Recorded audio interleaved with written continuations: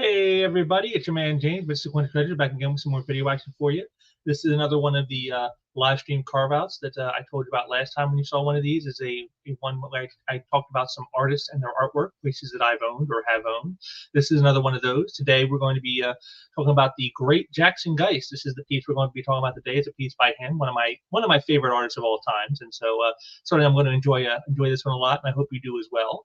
And just a little fun thing. I'm trying to bring more fun around here, so we're going to try to up the fun quotient and have some more fun, quick videos like this. So I hope you like this, and I want to thank you all for joining me today, and say that if you like what you see here, drop a like down there to help out the algorithms, because it's always appreciated. And any comments you got? What do you think about the art piece you see here? What do you think about my commentary on it? Let me hear what you got to say, because I'm always wanting to hear from the folks. And of course, be sure to subscribe so that you don't miss any of this content that I'm putting out here on the regular. And if you have subscribed, share out some links and bring in some new people. And on that last point, I want to say, this is important. This is a new thing I'm trying out here. This is like a test. So, let me know about what you guys think. And if this stuff takes off, if I see some real traction with these, I'll do more of them, because I have several lined up you'll be seeing over the next few weeks. But, after that, if this really takes off, I'll start doing brand new ones and not ones that are carved out of a live stream. I'll make it a regular new feature. So you can make that happen. You just got to let me know. So let me know down below what you think and all that, and help make this successful if you want to see more of it. And I will be back soon with some more stuff. And so until then, take care. And this is from the miniseries Aliens Predator, the deadliest of the species, because it features female predators and aliens. So, as the old adage goes, is the female is the deadliest of the species. So there you go. And while there is no aliens or predators on the page here, I just loved the layout and the design work put in this page. Of course, that's no surprise. This artwork is by Jackson Guice and John Beatty, who I wouldn't have thought Beatty would be a great inker on Guice, because Guice has a lot of very fine line work, and Beatty is a very heavy, dark inker. Thought it'd be too overpowering, but man, they really pulled it off in this, and that's, again, it's part of why I had to have it. I just had to own it. Right here, you can see, the thing I love best about Guice is all the detail work, and I mean, his lines are super sharp. He's probably one of the finest draftsmen in comics, today or any era, and you can see here with what I call the gravelly Fritz. Look at her on the ground there. Look at all that broken glass and stuff at her feet and all around her. A lot of artists wouldn't go so hard to get all that detail in there. And he does it in panel 5 down here too. You can see where her legs are. All that.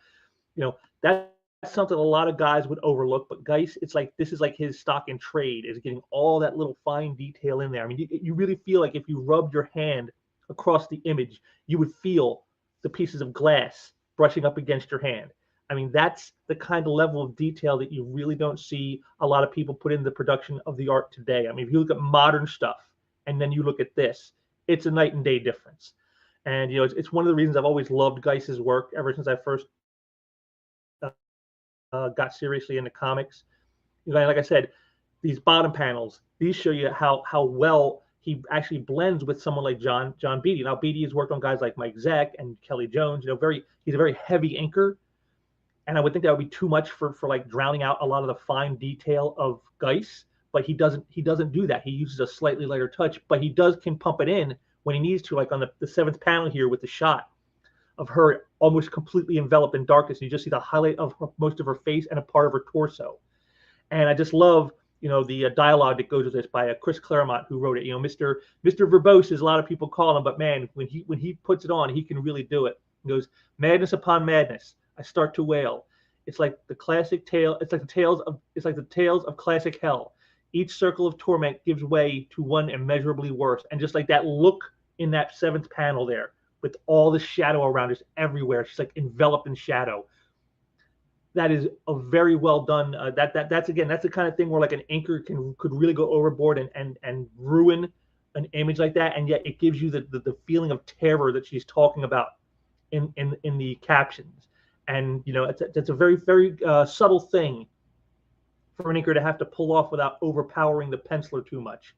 And again, like I said, just a great page from a miniseries that at the time was actually kind of popular.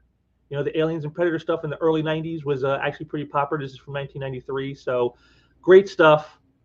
Guice doing beautiful women and lots of detail. great shadows and dark undertones by Beatty. It's just a a great done page. So again, another one I'm very glad to have added to my collection last year. Yeah, he is. I follow him on Instagram too. I love his little Instagram post where he shows off art that has inspired him. Right now he's talking about Big John Buscema a lot, and just it's always interesting to see an artist's take on other artists. I think it's a lot of fun. So yes, I definitely agree. And Guice is certainly one of my personal favorite artists. Like definitely top 10.